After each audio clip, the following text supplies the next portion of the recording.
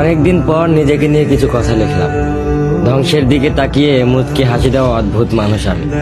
হয়তো আমি পাগল, হয়তো অনুভূতির ভিতরে কোন এক গভীর অতল দুঃখ বাসা বেঁধেছে। তবুও নিজেকে জোর করে হাসাতে শিখে গেছি। যেদিন ভেতরটা একবারে ভেঙে গিয়েছিল, সেদিনও বাইরে থেকে এক চিলতে হাসি মুখে নিয়ে সবার সামনে দাঁড়িয়েছিলাম।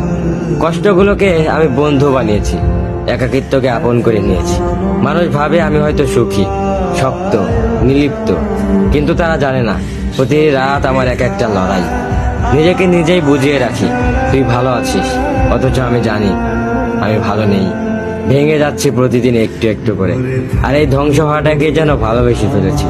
আমি সেই মানুষ যে হার মানার আগে হাসে, কারণ জানি কান্না দেখিয়ে লাভ নেই। পৃথিবী শুধু শক্তদের মনে রাখে, দুর্বলদের নয়। তাই আমি অদ্ভুত, আমি অনুভূতির আগুনে পুড়ে যাওয়া নীরব যোদ্ধা।